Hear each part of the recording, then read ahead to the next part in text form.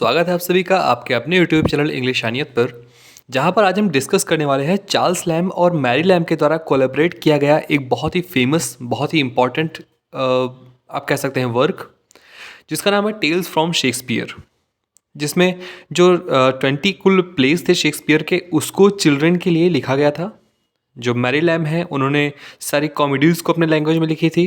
जो Charles lamb है उन्होंने सारे ट्रेजेडीज़ को अपनी लैंग्वेज में लिखी थी। कुल 6 ट्रेजेडीज़ लिखी गई थी और कुल 14 कॉमेडीज़ थे। इससे पहले ही कई वीडियोस में हमने चार्ल्स लैम की बायोग्राफी और dream children, essays of Elia, last essays of Elia, इन सभी को डिस्कस कर रखा है, इन सभी को अच्छे से समझ रखा है।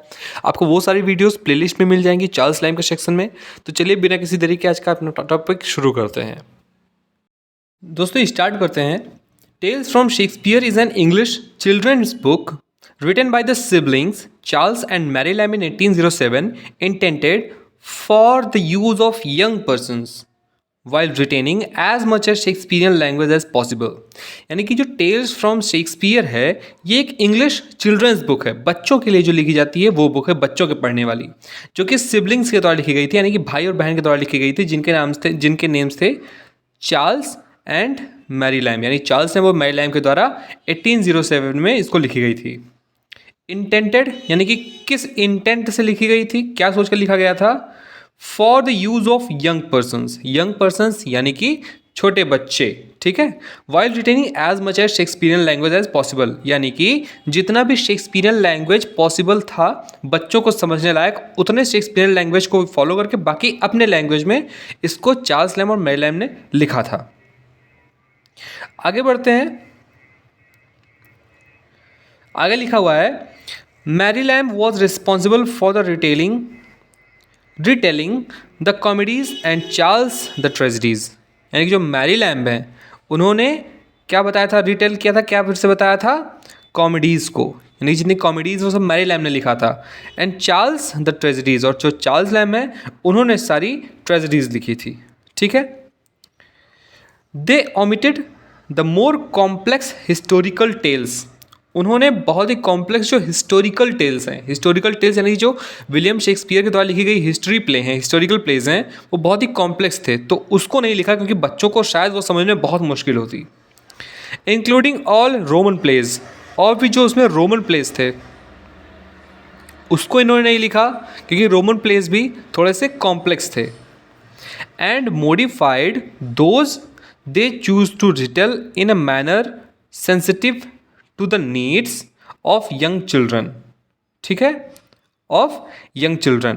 तो इन्होंने क्या किया, जितने भी प्लेज उन्होंने लिखे थे, यानी कि जो कॉमेडीज़ और जो ट्रेजेडीज उन्होंने लिखी थी वो सभी इस मैनर में लिखे थे जो कि यंग चिल्ड्रन, छोटे बच्चे या फिर बच्चों को समझने में, अच्छे से समझने में आ जाए, but without resulting to actual censoring.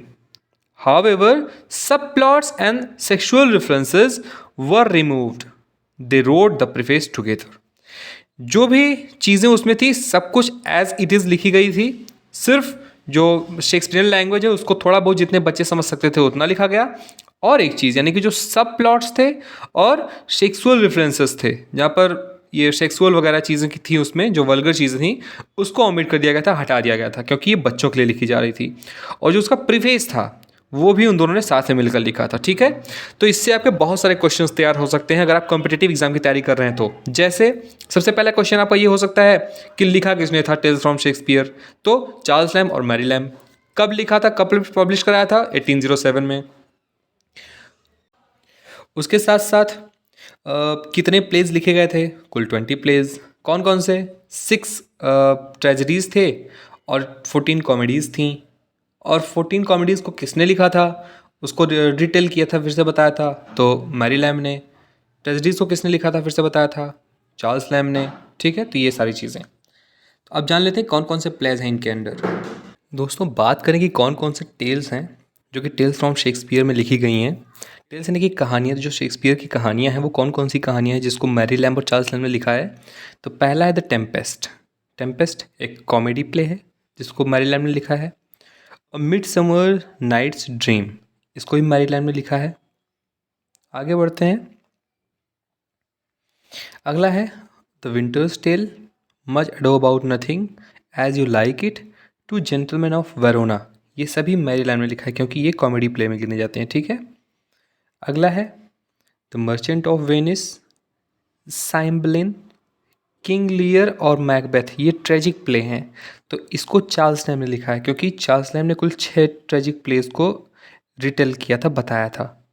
अगला है 11th, all's well that ends well, the taming of shrew, the comedy of errors, measure for measure. ये सभी मैरी लैम ने किया था क्योंकि ये सभी कॉमेडीज़ हैं।